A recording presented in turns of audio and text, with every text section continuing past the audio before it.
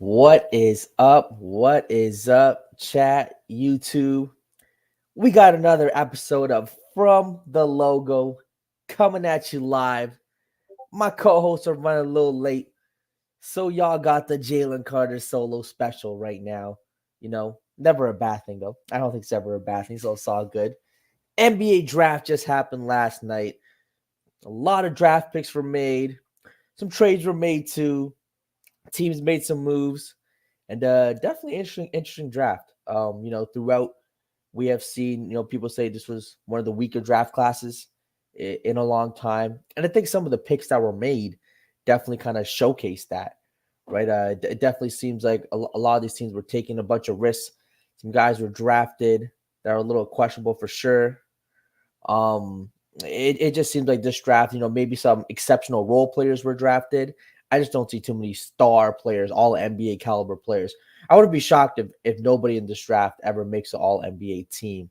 I think that's definitely something that's interesting. Now the top picks, Zachary, Alexar, they definitely have some upside to them. Their body, their length, being what it is, definitely have a lot of room for growth. Having all the physical tools, offensively, defensively, can definitely do their thing. Oh, we got Gifted popping up in the building. Pancho's asking me how many gas stations I own. Hey, buddy, I wish I owned a few gas stations. They'd be making some money, but we don't know gas stations. Hey, maybe in the future we'll buy a couple gas stations. Gas stations? What you talking about? Hey, man, Pancho just asked me how many gas stations I own. I told him I wish I owned a few. Acting like gas stations ain't making money. Nah, that's actually crazy. They gonna ask you that to start off the episode. That's wild. Yeah. I'm saying, hey, I wish I owned like 5 to 10. I'll be living, just passing. That is hilarious. How you doing, Jalen? I'm good, good Thursday. Can't complain. Great draft last night. I know you caught the draft last night. And sure did. So long, man. That draft process is insanely long. But 100%, yeah. You get everyone's reaction, the interviews. I hear what you're saying. Yeah. A couple guys who I thought teams definitely reach for. We'll get to it, but what do you think of their draft? What do you think of your general synopsis? I thought it was interesting for Rob Dillingham to end up in Minnesota. I thought was really good. They needed more guys that could come in and give them pretty good offense, and I think Rob could fit in just well over their bench as a spark plug. Really energetic type of scorer. Also want to see how they produce Leonard as well.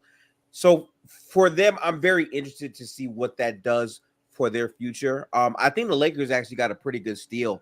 Pretty good shooter that fell pretty far. They got memes about him and Austin Reeves being like twins, which is going to be hilarious to watch how that pans out. But pretty interesting picks. I think for Sarr to not go number one, which is fine. He spoke about not really wanting to work out for Atlanta. It's a weird spot to be in because he was working out and living in Atlanta before the draft, so it felt kind of awkward to me, but very interesting. I hear you. Also for the Bucks, which this is my main thing with the draft, I'm really focusing on teams that don't have much draft capital because that draft pick means a lot more. They completely whiffed on their draft pick to me, and it's like that's literally one of your only picks that you have left. Yeah, I'm really questioning the overall decision making in terms of why they would draft that when they need a fit to get like a wing strong. Could have got done. Yeah, and they couldn't do it. So. Yeah, it's definitely one of those things where I think some teams they have to draft for now, while the teams can have the ability to draft the guy, work on it for two to three couple years, given that benefit. So I think like with the Lakers pick, the reason why he dropped so low is because of his age. He was 23, and teams early in the lottery just aren't going to spend that pick on a 23-year-old, right? Well, I think the Lakers are in a win now mode. A lot of people are saying in the draft, if we're just talking about the player they are today, there's the top 5 player in the draft today, just based off the skills that he has today. It's good development. For the Lakers, who are in win now mode, I think it's a great pickup. They added shooting. He has an NBA body too. Yeah, he's 23, but he's definitely ready to go right now. Like the NBA body's there. He has the athleticism. He has everything going for him. And joining the Lakers now with JJ Redick, I think it's gonna be a great fit. The one guy who I thought was the reach of the draft, I really don't get it. Who's that? Number 3, Houston Rockets overall pick. Talking about Reed Sheppard? Reed Sheppard, yeah, Reed Sheppard. Him?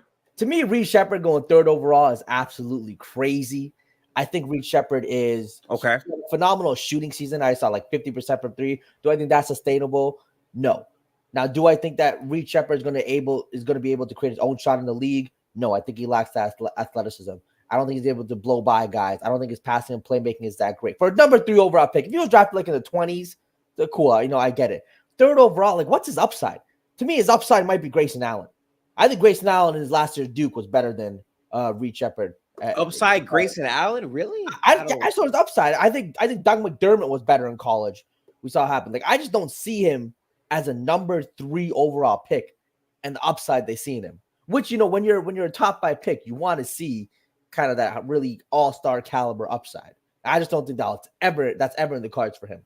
I think the upside really comes down to his shooting variability in different spots and also his defense. What I don't like is like his size per se being 6'1", but that's not great. But I do feel like the way that he can impact the game on both ends can be very good for the Rockets. Again, I don't know if he was the right pick per se, but I do think he has upside though. I do believe that. It's just what my his thing upside is okay. Well, okay. Do you think he could potentially develop into a Fred VanVleet type where he's like, you know what I'm saying, 6 foot, 6'1", can shoot I know that guy, can shoot a little bit. Yeah. I mean, okay, I don't think his passing and playmaking is there. Fred VanVleet still has some, like, even though he's not like NBA great athlete, he's a decent enough athlete to get by his guy. I just don't see that reach up or whatsoever. I think he's going to struggle with NBA defenders. I mean, but to be fair though, like Fred VanVleet had to develop playmaking, and even then, he's still not like a elite point guard type. Yeah. I just think in terms of his defense and his shooting prowess, VanVleet would be the guy that I would think he would be close to at least. Yeah, I didn't think of that comp. I actually think that is if that's a stealing, 100% him getting to a Fred VanVleet, which I mean, as third overall pick, like I guess I'm not mad at it. It's not bad. It's not bad. Yeah, it's not bad. And I guess that just goes to show towards this draft, you know, what the draft was, you know, when Reed, because to me, Reed, if you go back to last year's draft, Reed might be going like high teens, early 20s. I'm not gonna lie, Josh Giddey would be pretty high right now. Right, that's what I'm saying. Right now, so I'm saying with Shepard, I just don't see him. Man, hopefully it works out for them, but I just don't. I see him being like a really good rotational player. Come in, give you some threes. And again, I want to see this 3-point shooting because I want to look back at some of his high school stats. He wasn't shooting like this in high school. So I don't know if this was just like an anomaly season where just everything worked out in Kentucky. You know what I mean? Like 1 year shooting 50% is pretty crazy. Looking back at some of the other college players who shot over 50% for a season from 3, it doesn't have a good track record. They're not guys that have had a lot of success in the NBA. So, and I think that 50% number is what jumped out to a lot of people. So just with the history of it, of other players not having, you know, a great track record after doing that, I guess it's just a wait and see approach for me. But I see him being a pretty big bust here. But I guess my thing with this is, my question with this pick is, okay, I like what Reed could become potentially. I don't think he's going to become a 50% shooter, of course, but I think doing that in college on a volume of 400 plus shots is pretty big. That's like 4 threes a game. Yeah. That leads me to think that he's going to be a real shooter. My question is, in terms of your roster construction, you already have Jalen Green. You just drafted Amen Thompson. You have, I believe, Ken Whitmore, who's going to probably be 3 more than a 2. But my question is, where does Reed Shepard fit into the mix? Is that the Rockets basically saying that we'll see how this season goes and we might move on from Jalen Green already? Like, where does that put their franchise at to me? Yeah, it does seem like they're a bit of a backlog in that point guard, shooting guard position, right? There's a lot of players there who are doing kind of similar things. They're not giving up on Jalen Green. I think Jalen Green's upside is way higher than Shepard here. I think Fred VanVleet is definitely not part of their future. He was definitely kind of a stopgap type of guy. So like you said, if their player comp is similar to yours and they think he could be a Fred VanVleet, kind of replace him, I could see him doing that. But again, I think a bench role for him might be optimal here. Just all the guards that they have. Yeah.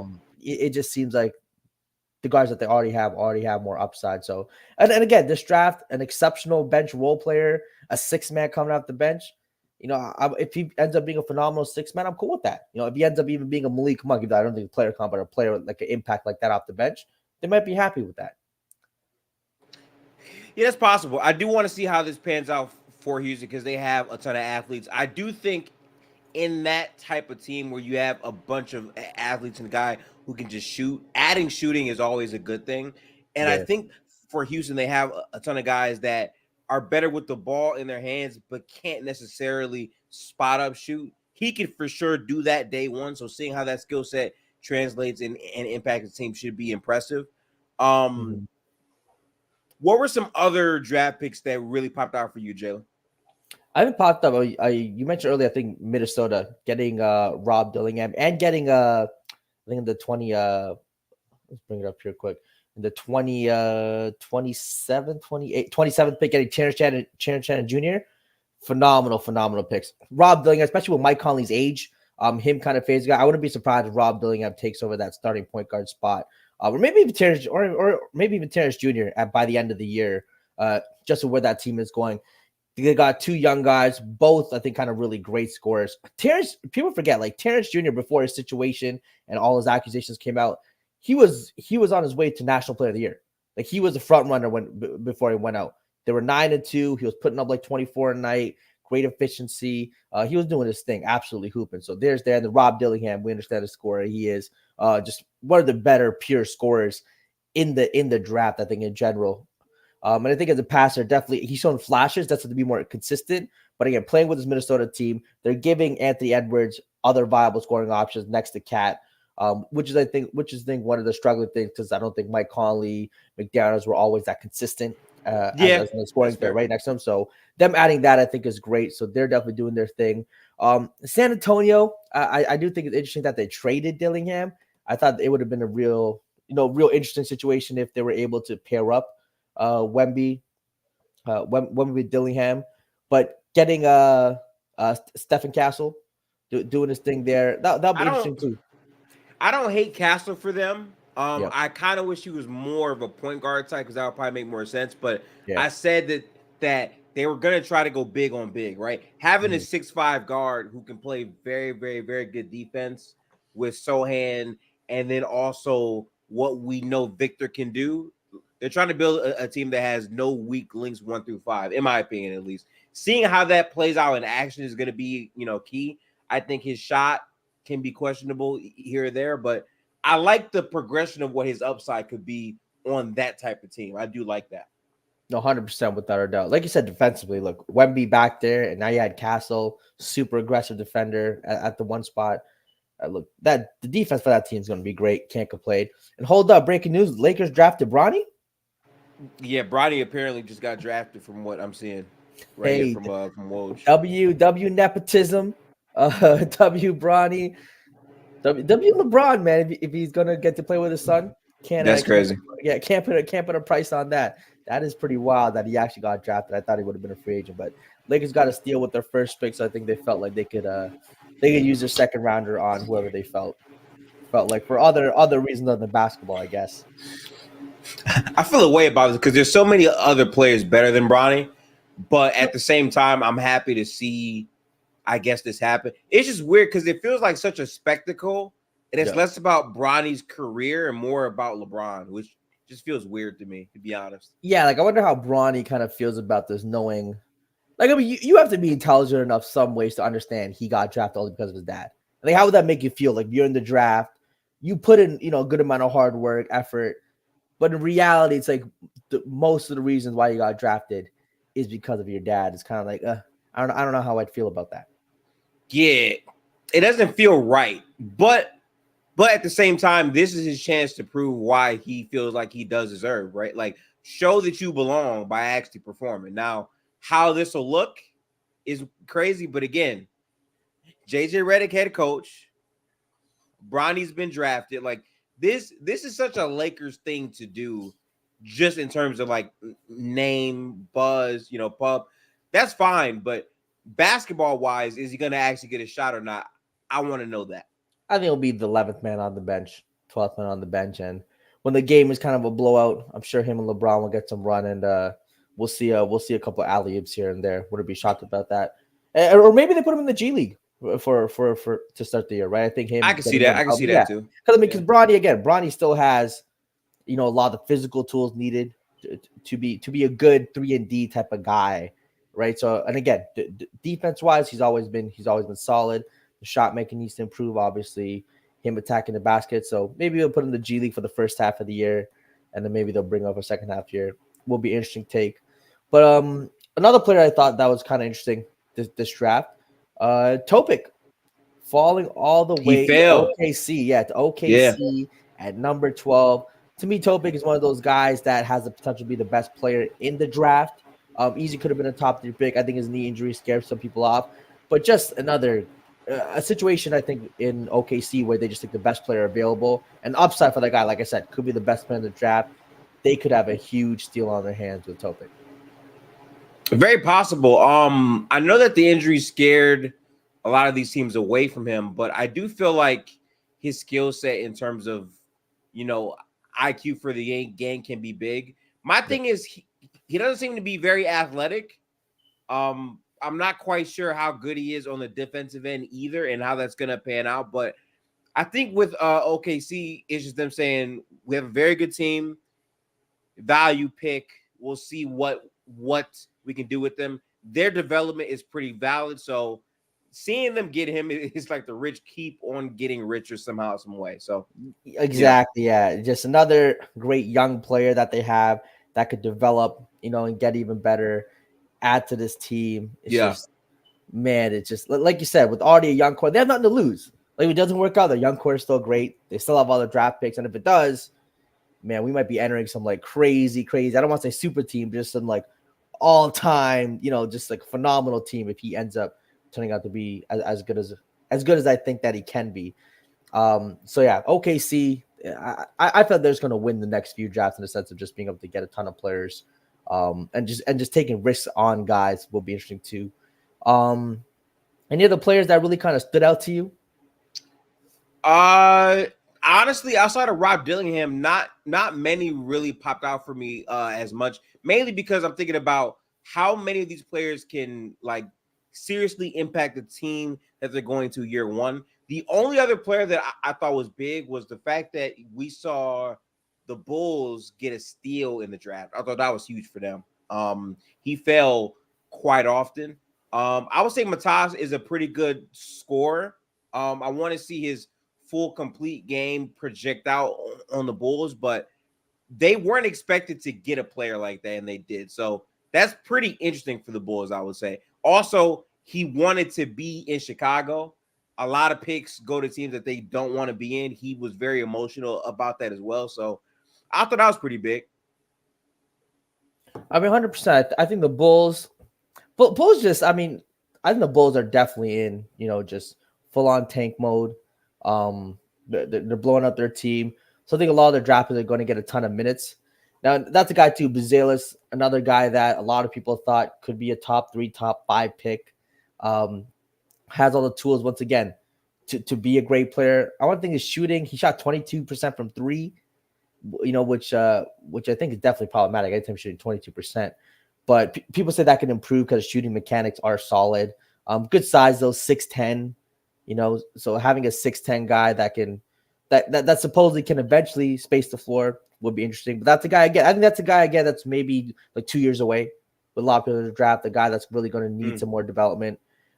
And probably he'll be okay having his learning curves in the NBA because I think again should be a fire sale with Chicago. He should get all the touches, all the minutes. I wouldn't be shocked if he's getting 15 plus shots a game on the Chicago team. If the what I heard is that like he shot bad at the next level, but normally he was a very good shooter. He just had a very down time. Yeah. So it could project to be a complete steal from the Bulls if they get that version of him who's actually a pretty good shooter. I think he's a pretty good play finisher. I just think in terms of being a consistent creator, he leaves a lot to be desired. He has some costly turnovers as well. But in terms of being like an individualized bucket getter, I think he can really do that. And I think for the Bulls, they're drafting for talent. Like we want to see what he can be. We have Josh Giddey, you know what I'm saying? And then you also have Io. Like they got players to build around. So I'm curious in terms of what he will be and how he will fit into that idea for them. people are going to be really. I don't know if they should be surprised, but I think Giddy's going to put up crazy box score numbers. I think he's gonna hoop. I think he's gonna hoop Yeah, for the he's gonna be Bulls. To like be honest, 18, 7, and 7. Like he's gonna put up some numbers. People forget like Giddy was hooping his rookie year. People thought he was really kind of doing it all. So I mean, he's gonna put up some numbers. People are like, all right. People just forgot that he really can hoop with all the things going on with him. What do you think about the Sixers? Drafted me being a Duke guy, Jared McCain, definitely someone who I know, following. What do you think yeah. about him, Sixers? So I unfortunately didn't see any of McCain play, but what I did see draft night was the TikTok, and I'm like, Jesus Christ, they're really promoting this shit. Like, how good of a player do you think he really is? Because I've just seen a lot of off the court basketball things with him. It was him, yeah.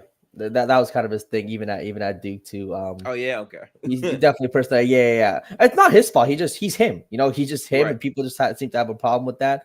I think he can be kind of like a better version of Danny Green in a lot of ways. Great 3-point shooter, great defender. Some people say his low one, he could be a Kelly Oubre, which I still think is fine. But he's like Danny Green, but a little more athletic. Can still get to the basket, attack the rim. So I think he'd be a great piece. That's not bad at all. That's not bad at all. A guy who you want to put next to an MVP candidate in Joel Embiid, a star in Maxey. He's going to see a lot of wide open looks.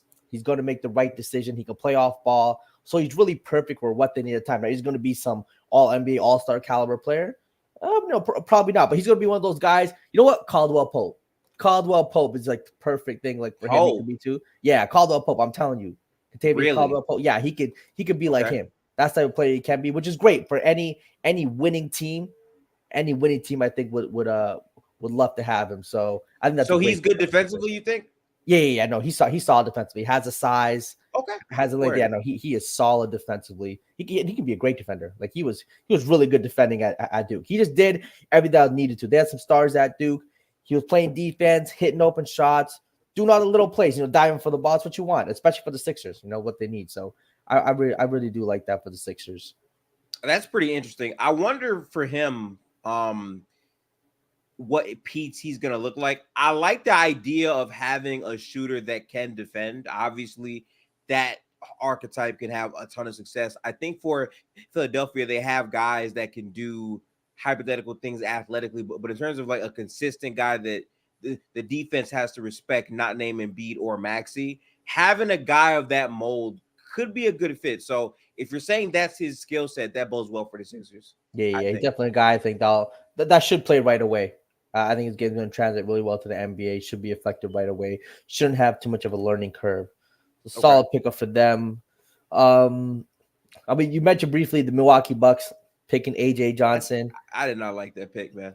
Yeah, that's one of those things where if they were in this position of a Charlotte, if they're in the position just of a team that's not winning right now, Detroit, and had a project, I get it. Yeah, again, he has all the tools that you could think of to be successful. But that's a 2-3 year project. I know, and everyone always goes back to, hey, they're right on Giannis. Guess what? Not every project is going to turn out to be Giannis. That he's definitely in a bit of an anomaly, right? The project turning out to be as good as Giannis. But yeah, just a team that's again in win now mode. That's just not the guy they needed. They needed, an elite perimeter defender who was on the board. But they kind of took AJ Johnson again because clearly they believe in his long-term upside, where he can be. But we're just not going to see that for. I just don't get I don't get the idea behind long-term value when you're drafting a project in a draft class that most of the talent is low ceiling but ready now, very high for players. But you want to draft a low floor guy. It doesn't really make sense considering all the assets they poured into this team with trading for Dame. At that point, you're drafting for guys you think can be ready to play in the next year or so. And I think it's far from that. Like, why are you drafting a guy that athletically doesn't provide you anything drastically different? He's not going to be as ready now day one. I think that should be the focus for them. And it just didn't really make sense to me, honestly. No, I'm with you 100%. Again, like you said, just didn't make sense. 2-3 years down the road, he might end up being great. But for a team that, could lose Giannis maybe, in a couple years if they aren't winning or doing their thing, what he does when he requests a trade, leave or free agency, whatever the case is. I don't really like that pick either. not something I expected, but hey, guess we'll have to wait and see. Zach Yeah. Edey, big name coming out of college. He's a guy that Going was to Memphis. 50-50 I on. like that fit. I Yeah. like that fit for Memphis, honestly, man. I like it a lot. I think so a lot of people have said that Zach Edey is going to be like a bust. He won't fit. I can't speak to that, but culturally, I think he's right at home. You know what I'm saying? Like Mm. that team really wears their emotions on their sleeve. And more importantly, you're putting a very good rebounder next to Jaren Jackson Jr., right? Like if you can see Zach Edey really develop and be a bit more mobile in the NBA, but just giving them the rebounding ability with Jaren Jackson Jr., which that's his overall biggest weakness, I think he can be pretty good for Memphis. I'm curious in terms of what that can overall turn into, but we'll see. Also, I want to introduce Hayes. He was In doing the some building. special things with Shams last night for the draft. Hayes, how you feeling, bro? Feeling good, bro. I'm on a high right now, bro. Like I Yes, feel sir. like this stock is up. Like that, doing that shit with Shams was deep, man. So I appreciate it. Solid. Love to see it. Love to see it. Yes, Yeah, sir. but I mean, when it comes to Zach Edey too, I've been on the train of he's going to be NBA bust, might be out of the league in 3 years.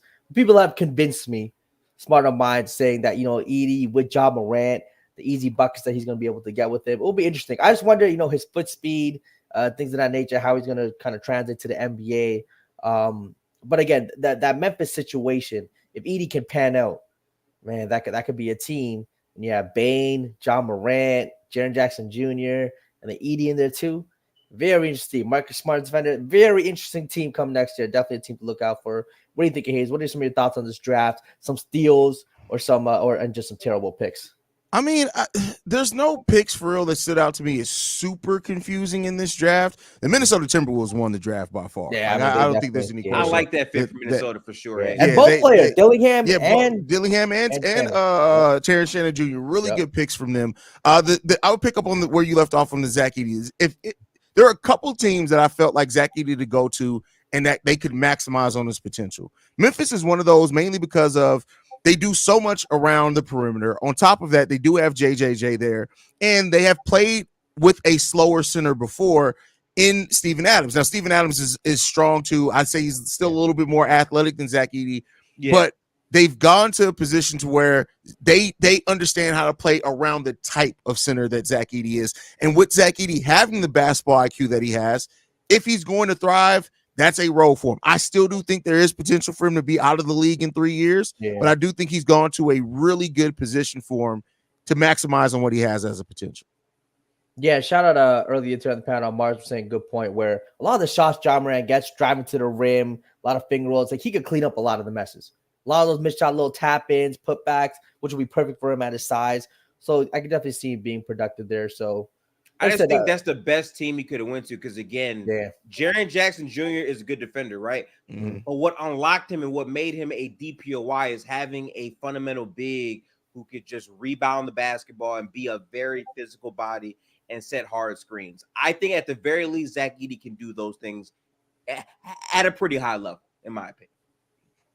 I hear you. Orlando Magic. I think Tristan da Silva. I mean, I think they addressed their biggest weakness in shooting, glaring weakness of floor spacer, and they added a floor spacer. So I think that was just one of those things where they understood what their weaknesses were, and they added the perfect player. Something Milwaukee should have done. Understand what your weakness was, added that player. Orlando was smart. Pretty simple pick, not too complicated. You find your weakness, you address it, you draft that player.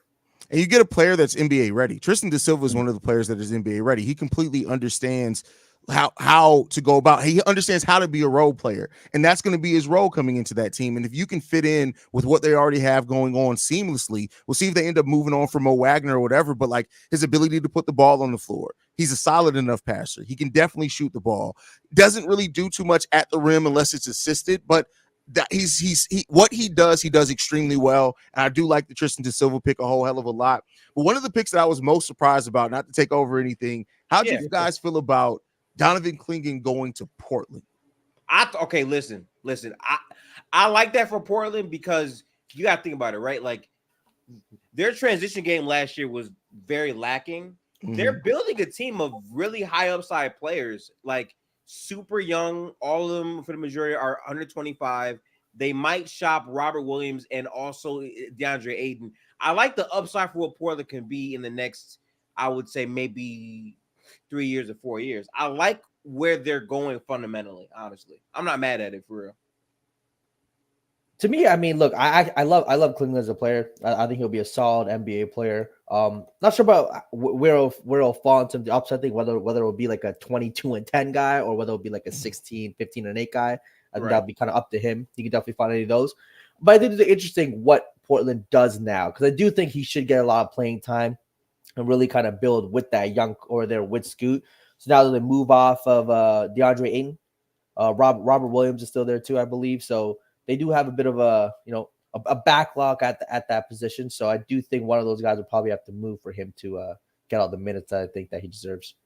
I just think there's a lot of value because, again, I mean, teams will take a flyer on whatever Robert Williams can do. I think they have a pretty good spot to be in. I really just want to see their team fully get a chance to actually develop. But a lot of people were high on what this man could do. So seeing him go to Portland where he's going to be with a young star potentially in Scoot, it's just going to be a very interesting watch, Hayes. For sure. Yeah, I think looking at like Klingon going to Portland, like the thing that makes Klingon special is that he has a high floor, but he also still has tremendous potential as well, right? Like some of these guys you see with extremely high floor, you're like, the potential is a little limited. I'm just worried about, like, are we worried at all about what this means for DeAndre Ayton at all? Like, if that's going to impede I think he's Klingon's gone. development? I think he's gone for sure. I think they got to trade him. I mean, I just think Klingon and even Robert Williams. Robert Williams, I'm pretty sure he's a couple years younger than younger than Ayton too. I just don't see Ayton fitting in this plan with Portland or the time frame. And I think they could just trade him, maybe possibly get another younger piece or whatever they could, because I do think Ayton will have some sort of value to certain teams, but Ayton, I think, is for sure on the move. I think Ayton probably has more value than Rob will because he is a younger player, and more importantly, like he's less injury prone, which is a very big thing for teams. So I'm interested in seeing what happens with that, but it's really going to come down to how the season plays. I also feel like trading Brogdon opens up the reins for Scoot to really have the ball more, which could be a good or a bad thing. You know, like I think Brogdon was like a good vet leader in their locker room. Not having him is definitely going to impact their roster. But again, putting more responsibility in Scoot and fully trying to bring out however good he can be should be priority number one since they drafted him very, very high. So I'm not mad at it. I think with Ayton, you're right. Yeah, I guess Rob is a year. The thing is, Rob is 27, but with those knees, they age like 30, Tiana Trumps. Like they're about 36 years old. That's what I'm saying, bro. Yeah, he's so tough. But I do think, I mean, with Ayton too, I've never been a huge fan. I just think defensively he's such a problem. Like he's so bad defensively. He looks lost out there. Offensively, we understand Ayton's going to get buckets, right? He has a footwork, he has a game. But defensively, I'm just not with it. So someone did mention Detroit as an option. Detroit wants to take a flyer on him, even though they have Jalen Durant as another non-shooter. Bro? Yeah, I don't know. Yeah, I don't know about that fit. But I mean, I wonder. I think I think Jeremy Grant is on the move too. Again, doesn't fit the timeline. He's the guy that every contender I think would want, because when he's healthy, solid big wing, can shoot the ball. So Jeremy Grant, look out for him. I think that'll be a big trade for any team that wants him. And Ayton too. I'm trying to think though, what team would Ayton thrive in, or what team would actually want him? Well, the thing is, it's not about the team. Like Ayton gotta want it. Ayton's lazy. He has all the skill in the world, and that's just my personal opinion. I hear you on that. Hey, maybe I do want to say to his credit, he was playing better at the end of the season, but the problem is it's always got to be like this random 6 to 8 week stretch. But it's like, how about the rest of the season where you're coming into a team where everyone is counting you out, and then you prove them right for a long stretch of the season, and now you hoop. It's like, all right, where is the consistent from start to finish? I'm on your ass. Like that's what I'm waiting for him, and he hasn't really shown that yet at a high level. Really, since his first, I would say, 2 years in the league. That's a fact. And you hope that the trade there was going to help reinvigorate him with the new young core around him. I thought it would. It just still seems to be going through the motions, man. But like I said, he literally has all the talent in the world, man. So. Yeah. No, I get that 100%. I feel like he's just been the same or similar offensive player since his rookie year. Like he came into the league as an incredibly talented offensive player. I just haven't seen him make the leap that I thought he would in terms of just have that overall game, work on his defense, the rebounding, even body wise. I just think he can get a little bigger and stronger. He does get pushed around a little much, but that'll definitely be interesting to see what will happen with him in this offseason. But real Hayes, you missed it too. Real quick on the Lakers pick. What do you think? A lot of articles were saying steal the draft for the Lakers, getting Dalton at 17. What do you think about that? Getting him at 17. I mean, Dalton offers great value at that pick, and I think that's the way that you got to review it. He's somebody that talked about going in the top 10. He offers great value being selected there. He still has upside. You know who Dalton Connect is, and that is something. He's not just a shooter. I think that people got to realize he has deceptive athleticism. Like, he's not going to jump out the gym at you, but I tell you, if he gets a couple of steps on you, you caught slacking, he's going to dunk it on you. So I think that he can provide tremendous value there. I'm interested to see what he adds to his game over his first couple of years in the NBA, but he has such a solid, well-rounded offensive skill set to start off with. I don't see him being a bust. And for that reason, I think he's going to be able to help contribute to that team a lot. I like that. Do you think that for the Lakers, how important is his defense going to be to his time played this year? That's a great question. I think it depends on his team defense. I'm not worried about anything on ball. Necessarily not worried about anything, but if he can fit into a team defensive system and do well enough, especially off ball, I can see him being well enough at that to get minutes at this first year in the NBA. Yeah, the defense thing I was wondering was because he did have some lapses, at Tennessee. I was wondering, it was the defense more so maybe because he had a high load offensively, and in college, because the effort thing, always a thing with defense. Was it that, or does he just? Because I think he has the tools to be a good defender. Like I said, I actually think he's sneaky athletic. He has the NBA body, broad shoulders, long arms. He's a big dude. So I think he can be a positive defender for the Lakers. I think that's what the Lakers need too. The Lakers need defense. The scoring has kind of been there. We saw even last season the three ball. When they get hot with DeAndre Russell Reed, it's just other teams were able to get past them every single time, and AD had to hold so much responsibility. So I do think defensively, if he can be solid, that'll help the Lakers a ton. For sure. Should be interesting. Yeah. By the way, Hayes, they did draft Brnnie. I want to get your thoughts about that.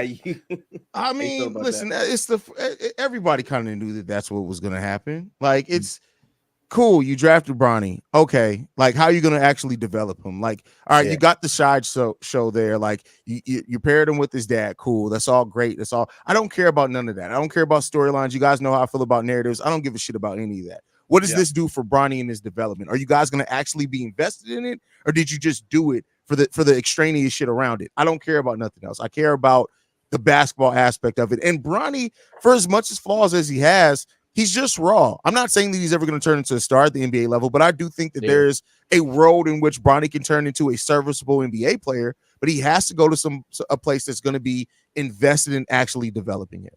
That's it. 100%. Like I said, I think they should put him in the G League for a year. See what happens, or at least maybe in half the year, get him some playing time. He just needs more reps. Like I said, him having that heart attack situation, come back, just get him more reps playing basketball. I think he needs more of that. Obviously, at the NBA level, that'd be a struggle. If you just start right away. If he starts the year on the Lakers roster, I think that would be a little shocking. But then we're gonna have to wait and see. I guess moving on, what teams were you most disappointed in? Maybe not just even draft picks, but just maybe not making a trade, maybe not finding the right partner for some of their superstars. What team really kind of let you down? It's gotta be the Bucks for me. They gotta be number one. I just don't understand. Like, at least take a wing who could maybe honestly, he might be the book night of this draft, where it's like, oh, he can do so and so, and then does absolutely nothing. He could 100% be that. And I think that's a damn shame for a team that does not have that much draft capital. The other team, Hayes, I would say, even though I don't think he'll be a bad player, is kind of the Nuggets, because I get it. Like, you want to back up big, but at the same time, I feel like they needed to have some type of person coming off of their bench who could create or ball handle. I think that was a big problem in the playoff series we just watched, where they did not have a guy outside of Jamal Murray who could consistently be relied upon to at least handle the ball in spurts. We didn't see that. So I kind of feel a way about that for them. Yeah, I mean, the thing is, with the Denver Nuggets, I want to ask this question. Okay.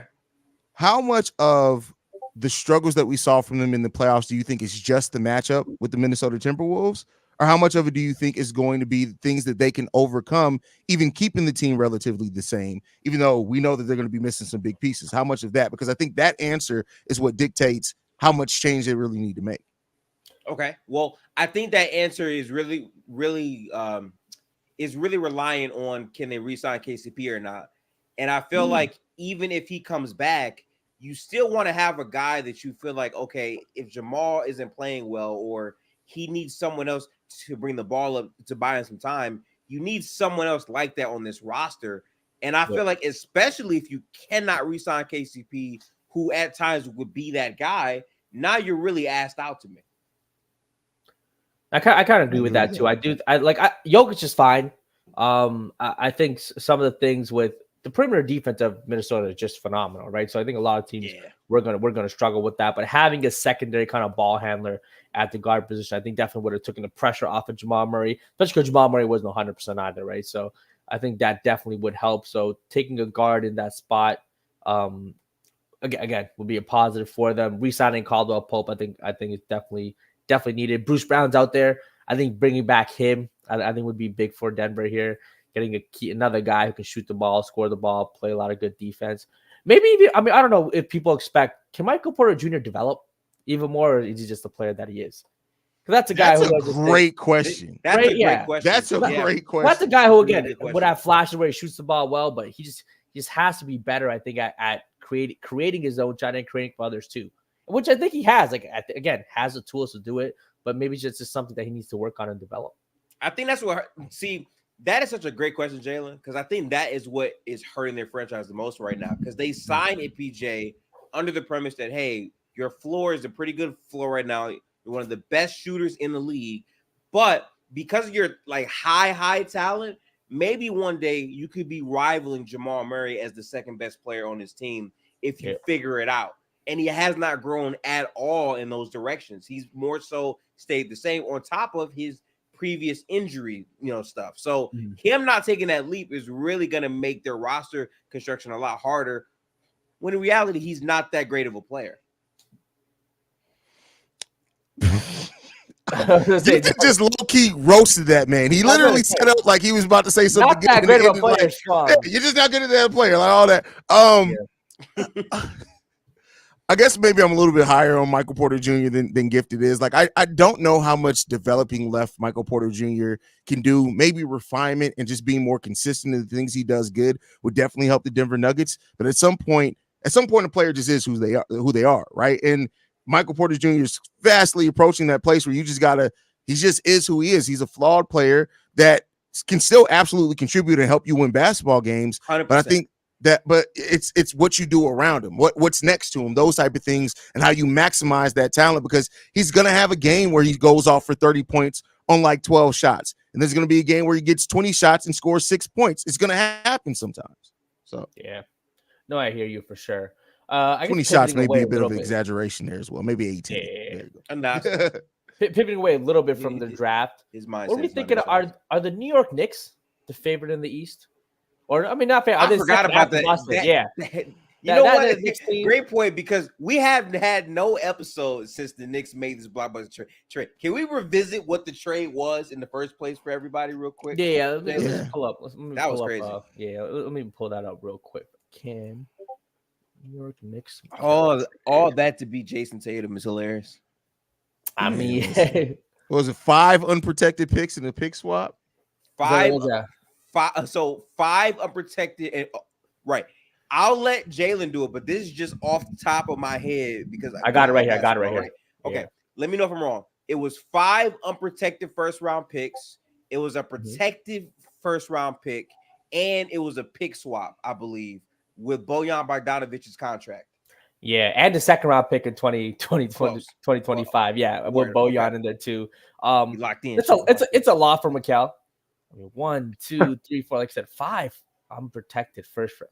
4. So 4 unprotected first round picks, 1 pick swap, 4 top 4 projected 2025 first round pick via the Bucks. Second round picks. How many? So in total, they're getting 1, 2, 3, 4, 5, 6, 7 picks, which is wild. For but I guess Bridges. Yeah, for Mikal Bridges. But it's also one of those things where how do we? I think teams are just starting to realize, how do you value draft picks in the 20s? Right. So so in likelihood, that's a great point. Right. In 5 or 6 picks. I'm sure that's a lot of picks. In 5 or 6 years of let's say having a pick in the 20s, what's the likelihood of you drafting a player of Mikal Bridges' caliber? Not good, but can I offer a counterpoint? Yeah. Because sometimes it's not about what you can get with the pick, but it's about what now having that many picks, how you can package those picks to move up to get the guy that you ultimately want. Yeah, and I think that's a huge aspect in this as well. Getting all those picks, like you said, are probably going to be in the 20s. The chances of getting Mikal Bridges with those picks, very slim. But then if you pair 2 of those picks with your own first round pick to move up, especially like you can get that guy. So they added flexibility in that case, but the picks just on their own value aren't going to be valuable. But when you have that many picks, and because they're not coming from your own team, you can trade them. You're not dictated by the Stepien rule or anything. It gives them a lot of flexibility in deals if that's what they choose to do. We got ZZ in the building, straight off from the work grind, jumping What's in, good with you, ZZ? doing this thing. You know, we talk about next year. I was wondering, where were these picks when they traded with the Raptors? We didn't get these picks for OG. We got quickly, which is fine. But I'm saying could have used some of these picks. It does seem like they're just all in though. I mean, they re-signed OG, got Mikal. Now they have Brunson, Randall, Hart, DiVincenzo. This is 100% all in. And I do think the Mikal thing, I do think it was a player to just kind of trying to match Boston's lineup construction. Mm-hmm. They're gonna have kind of the one big with Porzingis. Al Horford's getting up there with age. I think he's gonna be more regressive, probably have a reduced role next year. But just trying to match up with the Derek White, Jaylen Brown, Jason Tatum, Drew Holiday, just having those guards and forwards, similar body builds, all playing defense. I do think they're the second best team in the East, though, without a doubt at this point. Oh yeah. The Villanova Knicks, bro. Yeah. Look, I ain't gonna lie to you. That's pretty cool, though. Like you did play NBA basketball with your college homies. You probably did some wild stuff in college, but had a good time, and now you're all in the NBA, making $10, $20 million, $30 million, whatever it is, living. The thing that I love the most about this trade for the Knicks is because I got a couple of my friends are Knicks fans. My boy Layden and my boy Hoopology. Some of y'all might know Hoop from TikTok, but Hoop told me, I think it was during the second round, that he was nervous about the fact that the team, you couldn't judge how good the Knicks team was because they weren't healthy. So then his thought process went into, okay, OG is on a contract year. They don't know what they're going to do with Julius Randle. They don't know what they're going to do with Hardenstein, all of these different things. And then fast forward a month and a half later, and it's really the Nova Knicks now. So for me, what I told him was the biggest issue that I think Knicks fans had for years, was trying to find a real identity outside of just, oh, look, we got Carmelo Anthony, or, oh, look, we got Amari Stoudemire and Melo and J.R. Smith. So they've tried for years to find that identity, to find what really can put them over the top and make them, be looked at as a serious contender, I feel like. And in the last, was it 2024? So in the last 10 plus years, I mean, in that time, think about how much Knicks fans have gone through, right? Carmelo Anthony, J.R. Smith and the crew, Jeremy Lin Sanity, all the way up to Tingus Pingus and Derrick Rose and Joakim Noah, right? All the way from that to 2021. And me being Derrick Rose being my favorite player all the time, I will say this and say it to the day I die. Derrick Rose in the 2021 first round against the Hawks in that series was the best player for New York, not Julius Randle, right? Not anyone else but Derrick Rose. They lost in 5, but the only reason that they were even in any of those games at the end of the day was because of Derrick Rose. So I get to take that to the grave, but it didn't mean shit because they lost in 5, right? So then they fast forward from that and they say, okay, is Julius Randle really a legitimate number one option? Oh, here comes Jalen Brunson out of the cut, right? And now you look at the team and the makeup of it, and it just feels different. Like it just feels like a different New York Knicks team, a team that's trying to find some sort of identity. And what the front office has done in the last couple of years is, okay, look, if we're gonna find an identity, we got to find it around Coach Tibbs, players that he likes, right? You get him a Josh Hart. Now he has a Mikal Bridges. Mikal Bridges is essentially Iron Man, if we really think about it, right? So all of the players that they have fit the mold of the head coach. And if you have a multitude of players outside of your star player buying into that, this team can look really, really scary. And I said literally, Bones, you hit it right on that. Leon Rose needs his flowers. Because it wasn't James Dolan. We know that, right? So when you look at that and you bottle all of it up, I think that this is it's going to be a very interesting Knicks team to see. As far as, I mean, honestly, saying that they're the second best team in the Eastern Conference is not a stretch. It really isn't. Especially considering the fact that we're waiting for more moves to be made by other teams, right? Philadelphia and the Paul George talks, apparently they stalled out, and now it's potentially PG to the Warriors. Gifted, I want to get your thoughts on that. But I think I'd say New York top 2 team in the Eastern Conference just based off of the not the stat sheet, but the on paper alone, right? Put that mix of talent together with the coaching of Tom Thibodeau and knowing that certain players like the X Factor players like Josh Hart are already bought in. Now you have a 3-and-D option in Mikal Bridges, who's very solid and very reliable. Man, I can't wait to watch the Knicks this year. I never thought I would say that in my life. That's the truth. Get to your muted. Yeah, for me, so initially I'm like, this is an overpay of hell. Like, are we it's a lot of draft picks. Like, wait, so Durant went for less. Mm-hmm. Donovan Mitchell went for less. Even Rudy Gobert, who went for a lot, went for less than Mikal Bridges. But when you think about it, it's like, all right, so you're telling me that they traded for OG with no first round picks involved, right? Mm-hmm. Then they moved on, and now they got Mikal Bridges. So to me, it's like, okay, if you look at these 2 trades, really everything that they're paying for Mikal, you could argue is for OG and Mikal because they brought back OG Anunoby. So to me, it's like the combination of those picks is to have 2 of the best POA defenders in the NBA on one team with Jalen Brunson. Also, what this one move does is now that you have Mikal and OG, you get to have Josh Hart and Dante off of your bench now, which makes your rotation way cleaner, way better. Having those guys who were great in the playoffs, we saw Dante have 30-point games in the playoffs off of your bench now with Josh Hart, who's an Iron Man for you. That means your rotation's a lot better now, right? I will say the question now, and again, a lot of people are saying they're going to trade Randall. I'm not a fan of Randall. I think he's been exposed many times in the playoffs, but I will say this. In terms of his play style and Jalen Brunson's play style, is this not the best roster to see if they can win with? 100%. I'm keeping Randall. I'm 100% keeping Randall. They still need the physicality sense because if you're losing Isaiah Hardenstein, Randall's the only other player who can play bigger on this team. I still feel like advantage creation outside of Jalen Brunson is going to be questionable. So I think both of them with the 3-and-D roster like this could maybe find success. Would I bank on that? Probably not. I probably wouldn't. But I really like what this overall roster looks like. This is them saying, we're going all in. We're going to overpay the shit out of OG Anunoby, and we're going to make this team a team. The problem is, can you stay healthy? Can OG play more than 55 games in a regular season? We got to see these things. Mm-hmm. You hit the nail right on the head right there. Because like my thing is too, is I thought it was very interesting. Like never in my wildest dreams that I think Brooklyn would be the trade package for New York. You know what I'm saying? It's like, oh yeah, shout out Brooklyn by the way, because they had everyone thinking they were dead ass about building around Mikal Bridges.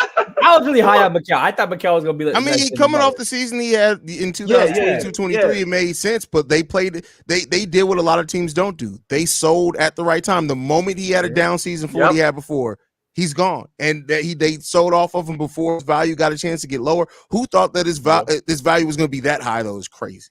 Right. Yeah, that was like they got the best possible package they could have ever got back for him. I will say this though, like they lucked up into a lot of their situations. I think trading Kevin Durant basically turned into all these picks. 9 first-round picks for KD. Because you traded him for Mikal, which then turned into even more draft capital. So from that perspective, now they also have control over their freedom now, too. They traded back for 2 of their own picks from Houston. So now they can freely suck. It's no pressure. All the good players are going to get traded. And then Cam Thomas can average 30 now. Like, I think they're in a perfect spot right now, to be honest. Way better than where, like, in one trade, guys, they went from this dog shit franchise that has no picks really outside of the Suns picks to the second team in the league behind OKC in draft capital in one trade. That's impressive. Crazy work. And look, you brought up the Suns momentarily. We're gonna talk about that shit with Espa, whatever his name is. Look, man, that's a hell of a way to say that. You know that meme from what's the meme from The Simpsons? The kid on the bus. I'm in trouble. Like, like that's what I got from that. Because I'm like, who you trying to convince that KD happy in Phoenix?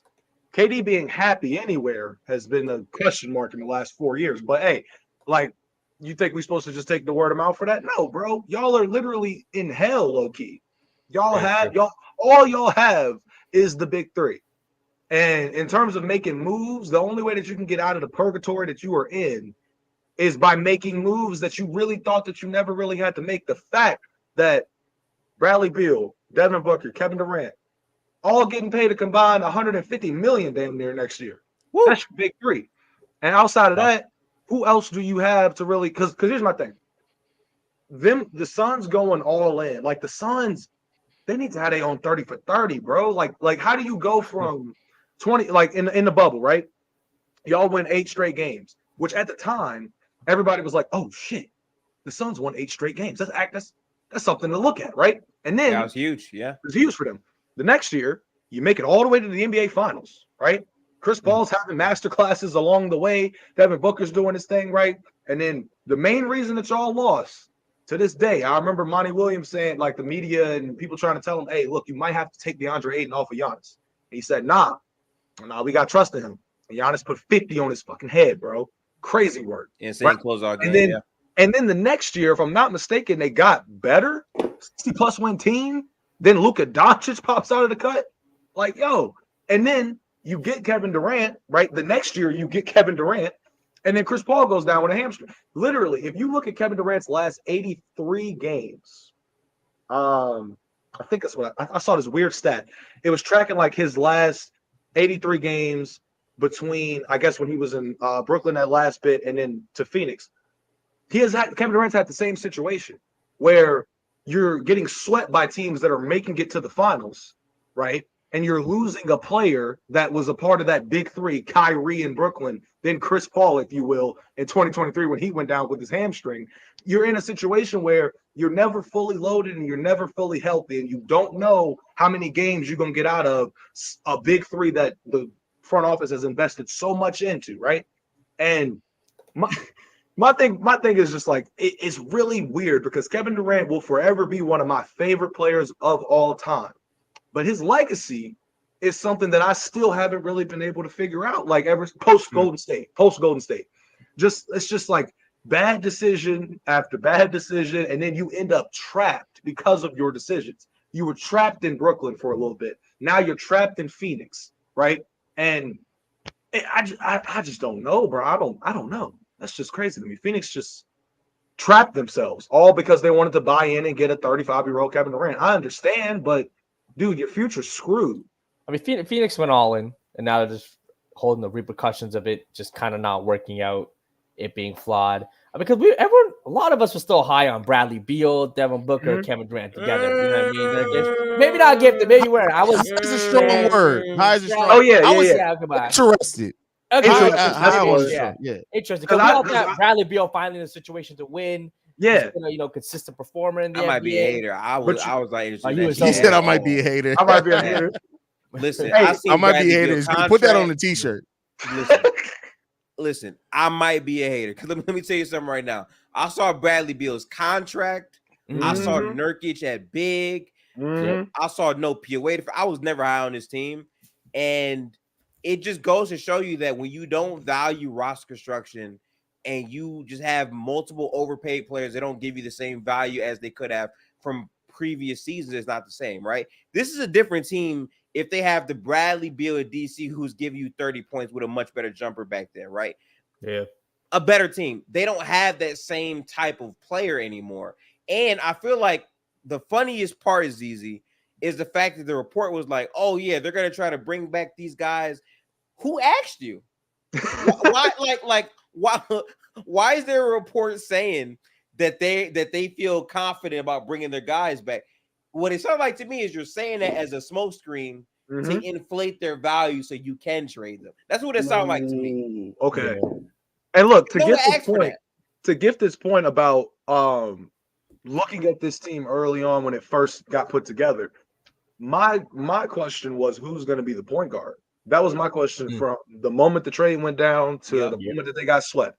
I was like, what are we doing here? Because, for Kevin Durant, and this is the thing, too, that I think players are starting to realize, like, Kevin Durant shook the league up on July 4th, 2016, right?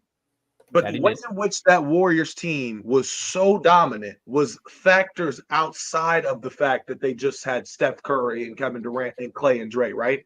Iggy was a contributing factor. JaVale McGee was a contributing factor, right? So when you looked at like Gifted a little too, the roster construction, that's how now when I see a team get put together or a big three get put together, that's the first thing I'm looking at is everybody from the 4th spot to the 15th spot.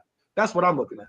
Because like you said with the Suns team, Yusuf Nurkic running a 5, like that's cool, but is that really sustainable? And then not to mention the fact that Bradley Beal and that back, bro got more of a messed up back than Mike Tyson, right? My back hurt. Like, it's just, and then factor in the fact that you're asking if Bradley Beal isn't there, then the responsibilities of Devin Booker and Kevin Durant increase.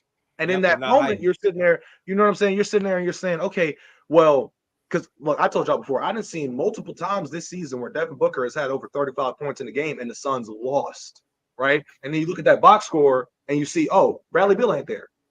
Maybe that explains it, right? But it's the same exact story over and over again. And the thing that annoys me the most with the Suns team is that, and honestly, front offices in general, if you have a situation where you have an opportunity to get a player like a Kevin Durant, right? We're not questioning the value of Kevin Durant as a basketball player. No, we're questioning the value that he can bring or bring down for your team. That's what we're asking. Because after he lands there, it's not just, oh, look, because y'all remember as soon as the Suns trade went down, I remember watching First Take. They was doing, I think, college football, but they had broke the story like Skip Bayless goes, I think the Phoenix Suns just won the NBA championship. And I'm sitting here like, pump your brakes. Like, what are you, like, why? What are we doing? The same shit y'all said about Russ when he was in LA. And the first thing that I looked at when Russ got there was the fit. And I said, can I really imagine a lineup that includes not only LeBron, AD, but Russ? Where's Russ going to fit in? When does Russ get the ball? He's not a corner shooter, which they made him because they essentially had no choice, right? And so you sit there and you say, was the gamble even worth it? Me rolling the dice, was it really worth it? Because at the end of the day, if you're going to roll the dice on a Kevin Durant, the expectation is championship or bust. I'm sorry. Look, if you're going to make that risk, that's what comes with it. We cannot sit here and just sit back and be like, yeah, Kevin Durant, he's still him. Bro's been swept twice in the last 3 years. Twice. For situations that he himself has wanted to put himself in. Brooklyn and Phoenix. So now I feel like the Phoenix Suns are in a situation where, because mind you, this was a 49-win team last year, right? The difference is they really started looking at them wins and focusing and keying in on them once they started seeing the play-in push, the play-in race get, pushed to the max, and teams are flipping and flopping if they lose one game or win one game. Then all of a sudden they playing like they got some urgency. And then you run up on a team like Minnesota, a better team overall. Fuck your big three. Like Ant said, we got a Jaden McDaniels. We got Jay McDaniels. We got Rudy Gobert. We got Cat. We got Mike Conley. We got Nas Reed off the bench. We got options. Who do y'all have outside of Kevin Durant, Devin Booker, and Bradley Beal if he's there, right? So you know who they need. Apparently, who they need: Kevin Durant a shooter, Bradley Beal a shooter, Devin Booker a shooter. Maybe my boy Gifted. Super chat. We got to talk about Gifted. That was a great doing? What we doing? There's some videos out there, Gifted. We got some videos out there. What do you guys say to the people, man, about the jump shot? I didn't even see the jump shot. Yeah. So I actually went to a event with some people that I've known for a while now off of Twitter. I haven't played basketball since COVID. So they got video of me warming up beforehand. And do we have this video? Is it on Twitter? Like, it's one of the worst. It's on Twitter. I'm pretty sure. Bring it up. Bring it up. I got one of the worst jumpers I've ever seen. And I'm like, that's fine. Rusty. Yeah, it's fine. We're not an NBA because my jump shot I won every shooting competition after that. So I'm really not tripping off that. That's cool. You want to know what's crazy? What's crazy is I've heard like people because I'm 6'6", right? So, but I love 6'6". Yeah, I'm 6'6". I did not know you were 6'6". I did not know you were 6'6". Yeah. Okay. So after high school, right? Because in high school and throughout AAU and all that shit, when I travel ball, I was in AAU, I was more of a stretch 4. In high school, I was a solidified 5, but I could still expand my range when I saw fit. So after high school, I was like, man, fuck that. I'm about to start shooting threes again. Because I used to, like, when I was a kid, I loved shooting threes. I was like, threes are better than twos. That makes sense to me. Let me get this shot off, right? Yeah. So I played in, pickup games. When I was in college, we had a rec center. We ran pretty much every day. And the one thing that people always say is, like, when they first play me is when I'm open at the three-point line, they're going to leave me open, right? Let them shoot. Knock down the first one. Then you hear a teammate be like, that was luck. Knock down the second one. Then what really gets niggas is they'll be getting mad at that. Like, this nigga ain't supposed to be knocking down. So they'll start, pressing up. And me being 6'6", the thing that people don't understand about me is I love when you contest my jump shot. I've heard multiple of my friends tell me the Z shoots better when he's contested than when you leave him wide open. So I would really hear people on the court say, don't contest the shot. Don't contest the shot because you it's the funniest shit to me. And they'll always say, oh, it's because, and then they'll say, well, that jumper ugly. I'm like, nigga, go in, stop it. Like, what you talking about? And they're like, the only reason it goes in is because you're 6'6" and you can shoot over. You damn right. What are you talking about? Yeah, that's true. Now, you damn right. Like, what are we talking about? Deal with it, nigga. Like, what do you want me to do? But that's funny. That's funny because having a bad jumper isn't a bad thing. If that should go in, I just seen the most terrible jump shots in the NBA. Right? Sean Marion. What's his name? Michael K. Gilchrist. I got the jump shot on Michael K. Gilchrist or like Tony Snell. One of those boys that my jump shot is. What are you gonna do? As long as you don't have the stat line of a Tony Snell, you're pretty good. Yeah. Tony Snell's stat line like 0-0-1. Like what we doing? 0-0-1. Oh, he played good defense. That's it. You play side, you play high down. I was definitely one of those dudes where like I just had a lot of friends who are really good, so I always got a winning team. So we stay yapping on the court. We stay flexing because we still winning. Even if it's only one rebound, 1 assist, we on the winning team, so it's cool. They're like, what are you talking to me for? Go guard him, bro. Jalen like, bored, right? Give it to me. Like I said, when everyone else on your team is 6'6", 6'5", 6'7", dunking, flying, I'm 5'11", stocky but chilling. It's cool. You 5'11", Jalen? I didn't even know that. Yeah, 5'11". Solid 5'11". 6 foot with Chelsea boots. Nah, that's funny. Shout out Chelsea boots. That's going on. Yeah, I do have to leave you a little bit, but I'll hit you on the last topic. You guys take it away from there. Is there any teams that you thought maybe would pull off a big trade that really did go down? A team like, I think Cleveland Cavaliers, a team with a lot of uncertainty with the Donovan Mitchell situation, didn't really make too much noise. Or maybe a team like Dallas Mavericks coming off of a finals loss. Do you think they have some big to do this offseason? Dallas is in an interesting situation because like we talked about it during the finals about DJJ and how he's going to be in for a big payday. And the question I'm gonna ask y'all is, like, based off of the finals, what exactly, if you're the GM, what do you think that the Mavericks really need at this point? Because the way I see it is like the one thing that we always said Luka needed, right, in 2020, 2021, and beyond was right, the correct 3-and-D role players. You get him a lob threat with Luka Doncic in a pick and roll. It's a scary sight. You get him rim protection, and when you think about it, Daniel Gafford, Derek Lively, right? They were that for the Mavericks this year. And then PJ Washington and DJJ were able to beat those threats. PJ Washington averaging 20 points for a stretch in the OKC series. What would you say, 8 threes a game gifted or 8 threes attempted or something like that? Bro, he shot 48.8% from 3 on 8 threes a game in the season. Crazy, just crazy. Yeah. So the way I look at it is like they're in an interesting situation because I'm asking myself, what more do they really need? Like, what really fell apart for them in the finals was, obviously Kyrie not playing well, and then you had PJ Washington not really being as dominant as he had been in previous rounds. There, and DJJ was the same way. Like, he wasn't really as effective from 3 as he had been. Derek Lively in his first final series, the lights might have been a little bit too bright. It is what it is. So for me, I look at it, I'm like, you can kind of grow with this situation, take from it what you can and just learn from it. But at the same time, it's like, I don't really think that they need much more. Interested to see what y'all think about for the They need a wing, man. That like they need a wing. I said this even when they made it to the finals. I said this before the season started. Even if they make trades mid-season, where is the wing for this team? Most of the teams that go far in the playoffs, they have a guard, they have a solid enough big, but they need a wing. Every team needs a 3 that can comfortably knock down shots and play defense, right? Dallas doesn't really have that. That's why Jeremy Grant is a name that they really, really, really trying to get, because that would add to that position. Like, their wing was Tim Hardaway Jr. We saw how that panned out. He couldn't play. You know what I'm saying? So like, they don't need as much to me, but they need to get roster fills in those areas. I think they made up for it in terms of role player variance in multiple different areas, but they need a dedicated player to fill that spot to me. Okay. Hayes, what you think? I agree with Gifted. I think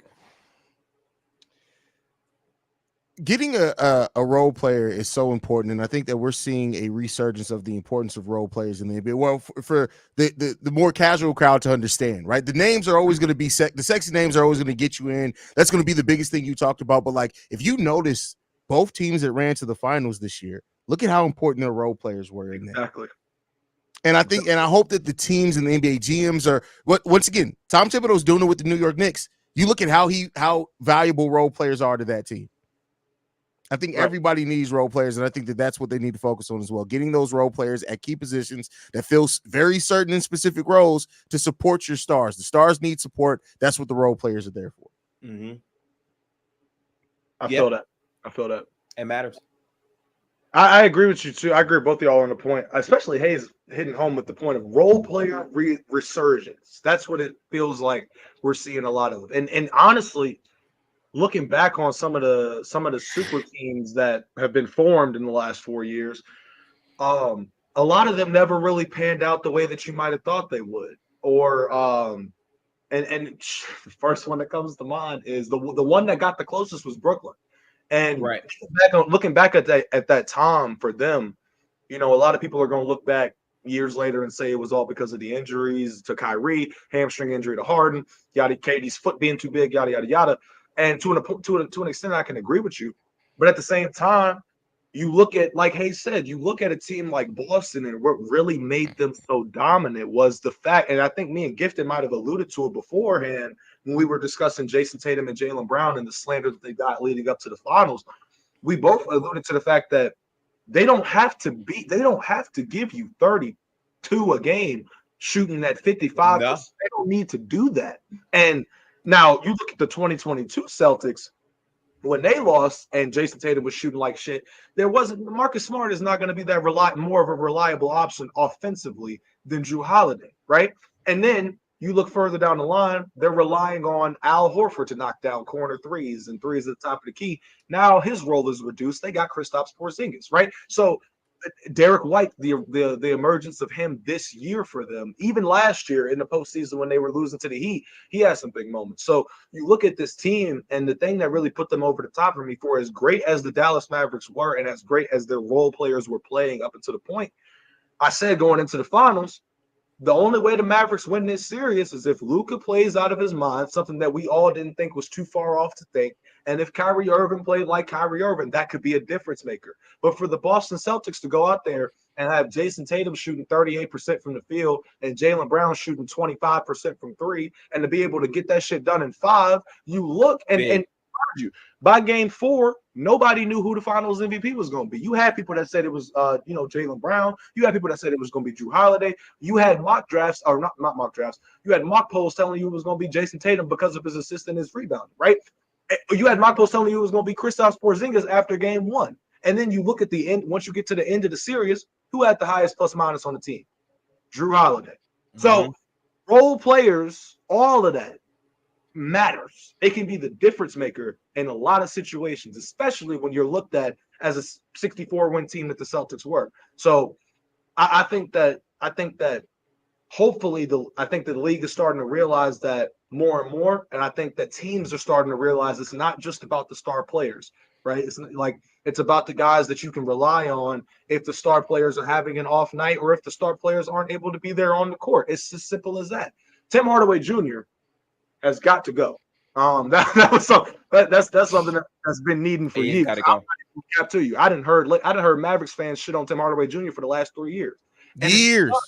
Years, bro. And it's because when you watch Tim Hardaway play, I said it after what was a game. Which game did he have 5 threes in? Game 4, right? I said it going. Oh, look, he about to get burned now. Oh.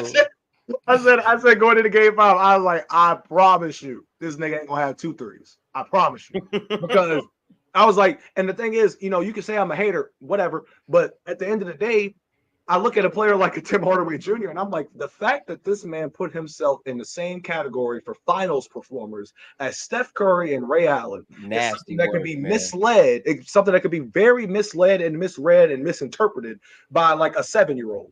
Oh my God, Dad! Tim Hardaway Jr. must be the greatest. No, he did that when they was up 40. Like when it was up hella, yeah. No, he's not doing that shit. If Drew Holiday is guarding him, if Jason Tatum's guarding him, if Jaylen Brown's, if Derek White's guarding, Big Al might even have a better. Like come on. He made 6 shots the whole series. Yeah. It all came down to that quarter. Like that's crazy. It all came down to that fourth quarter, man. Good Lord. Can't do it. And I mean, you need the depth, though. I do think that's going to be a big focus for a lot of these teams. But again, that's where the CBA comes up, man. I mean, Denver's a prime example right now, right? They traded Reggie Jackson Jr. for 3 seconds to save on the bill. The bill's going to hit for a lot of these teams. And ultimately, it's, do you have enough players on this roster that you think can outplay their contracts? Where are the steals? The steals are going to start to become mandatory if you want to win, right? Like for instance, right? We said this earlier in the entire season. When Boston picked up the big from, what is his name? From Memphis. Very important big for them. How am I forgetting his name? He's a solid player for them. You said when Boston picked him up from Memphis? Yeah. Was it Luke Cornett? Xavier Tillman. Xavier Tillman. Okay, right. Like just having a guy that can come in when you have a key rotation player miss time and play a big role, right? Even in the Dallas game, when they went up 3-0, that one big 3 from Tillman, there were like 7 Mavs players that did not have a 3. He outscored all those players. Yes, bro. 3, right? Like someone like that can swing something is what we're looking at. So to me, anytime you say depth, I'm thinking about that as well. Yeah. Another thing too, I didn't get y'all's take on Brnnie getting drafted, and I need to know. Look, this is how I look at it, right? Look at his face, like Okay, Brnnie averaged 5 a game. 36% from the field, 26% from 3, something like that. Something like that. Right. And if it's something like that, that's a problem. All right. Now, another thing that's annoying me is the way in which all that shit went down. Rich Paul telling teams, look, if you draft Brnnie, I'm saying that's Australia. If you feeling froggy, we're gonna send him to Australia.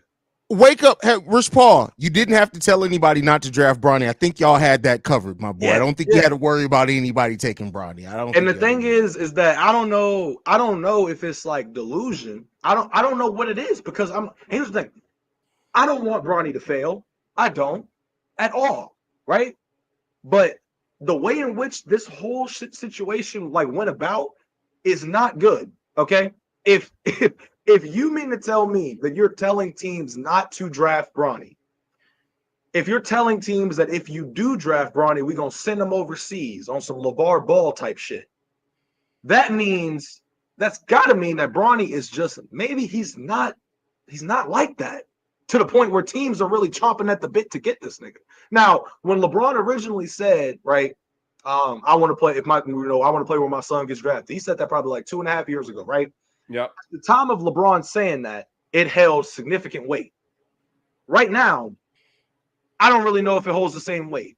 Now, the Lakers drafting Brnnie is interesting. It's very interesting. I want to just ask y'all, like, what role will Brnnie have for the Lakers? Like, what will it be? Well, because I don't think like they're gonna just have him, chilling on the bench at the end of it. But like because that's LeBron's kid. So like your franchise player, his son is here now. So the Lakers just I don't know what do y'all think's gonna happen with that? The Lakers look like a fucking circus. I'm not gonna lie. Like this, they just look like a circus. To be honest, it's really going to be a role that's really rooted in player development. Honestly, I mean, I don't think he's that good of a player. I don't believe he's an NBA player from what I've seen. But the nepotism is why he's in the league, and I mean that's the reality of it. I don't think that's hate to say that. That's just what it is. But now it's like, okay, well now that that's done, are you going to become a player or what? And yeah. Are the Lakers going to actually try to develop now? Yeah. Are you going to be a story or are you going to be a player? Exactly. And I get it. Everybody's intrigued by the story of a player playing with their son and it never happening in the NBA before. That's great. Like I said, cool. You got a story there.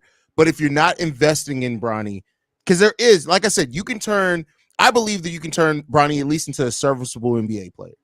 If you're not going to invest in his development, it's all for naught. It don't matter. So hopefully that, and also that LeBron allows them to develop Brnnie. He doesn't try to do the narrative bullshit. He needs to be down in the G League, period. Mm-hmm. And my thing too is like, if this, because here's the thing, for those, Uzi, where you at? Where you're coming at? Look, no one is hating. This quote right here is the way I look at it, right? I am happy that LeBron James, as a father, gets to live out that version of his dream, right? There's nothing wrong with that. That is a literal, like, storybook ending to a 21-year career. Fine with that. My question is, if this was any other goddamn player with these stats, would he get drafted? I mean, based on what the Bucks did, sure. Okay. Fine. Basically. Fine. I don't know, bro. Like, I just don't think that like this, like all of this media stuff is very cool. But I'm telling you, when the season tips off and it's win or lose, and they're trying to win basketball games, we're not going to be focused on this Brnnie shit. If he can hoop, he can hoop, and I'll be wrong. We'll see. But are you going to become a player, or is it just going to be the news? I'm his son shit all year long. And I've heard Paul George, for example, talk about the defense of Brnnie James. That's something that I don't really question, right? Yeah, you could be a great defender, but in today's league, like when I think back to 10 years ago, who was a good defender but couldn't shoot? Andre Roberson, nigga. Like, do you want to be that? Like, no. Your father is literally the greatest all-around basketball player who ever walked this earth. And the one thing that they keep talking about with you is your defense. Meanwhile, your father rebounded, playmaking, scoring, shooting, dunking, alley-oop, lob threat, all that. Like, all around, I think LeBron is the greatest player of all time, all around. But the one focal point that we're focusing in on with Brnnie is just the defense. I don't know how sustainable that would be in today's NBA, because now 3-and-D is really 3-and-D. Like, it's not just defense. You know what I'm saying? So I'm interested to see. Wishing nothing but the best for the kid. Don't get me wrong. I I've always thought Bryce was the better player, but it is what it is. So hopefully I get to see Bryce get drafted at this point, and it's good to see the development of him continue. But I'm happy for Brnnie. Hopefully he just isn't just a defensive player, because that's not, the shit ain't gonna cut it. Like, this ain't 2015 no more, bro. Like, what are we doing? You know? Hey, we'll see. We'll see. But I really want to get Hayes' thoughts on who the Bulls drafted. Getting Matas, how you feel about that, man? Honest Bucilis, I like it for the Bulls, because the Bulls, it not only continues to signify the direction that they're going as far as getting younger, but I think that the Bulls need talent. Yeah, we have different position needs, but they need talent. And Bucilis has some of the highest upside of any player in this draft. So I like it. Development, he's going to have to do. He's going to have to learn how to be a more consistent shooter. I love his ability to, get out in transition. He's a solid passer. He has a really nice layup and floater package around the rim, and he's sneakily athletic at being 6'10" with almost 40-inch vertical. The dude can yam. But at the end of the day, like, it comes down to, all right, you've gone this path now. Now we need to focus on player development.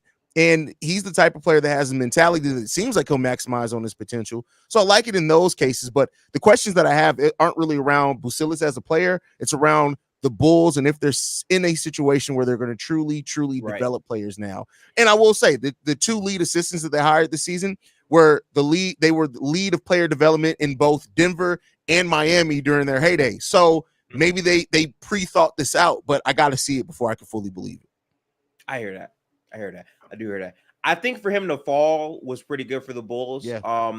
I think his potential is interesting because he has a lot of things that are very rough in his game. However, for most of his life playing basketball, he's been a much better shooter than what he showed last year. So we'll see how that improves itself. But I'm definitely excited for what's to come for a lot of these players. This is a draft that everyone wants to just shit on, not watch or entertain. I can't wait until some of these players are impact players day one. Especially if Rob Dillingham is who I think he can be. That's a great pickup for Minnesota. Like, you now have a guy who can come off your bench and generally give you maybe 12 points. That's a huge swing in a playoff series. So I can't wait for that personally. Yeah, for sure. I mean, I like the path that they're finally going down, because I see they at least have a vision. How well they executed is a different story. So long we've been a franchise that has just been all over the goddamn place. So yeah. Well, we appreciate everyone that tapped in for this episode of From the Logo. We'll be back on Sunday for playback with some more NBA stuff. More trades are on the horizon. The Paul George trade has not happened just yet, so we got to see what happens, or if he resigns. We got a lot of things that are going to be warming up in free agency, so make sure to keep up with us here at From the Logo. But we'll catch y'all in the next official episode. Again, Sunday on playback. Make sure to tap in there for all of your basketball needs and whatnot. Hayes, any closing words for us? Yeah, man, just make sure you guys stay tuned in with us. We'll be back Sunday. We got a lot to break down still in regards to that. We appreciate all the support, and we're going to keep it pushing, man.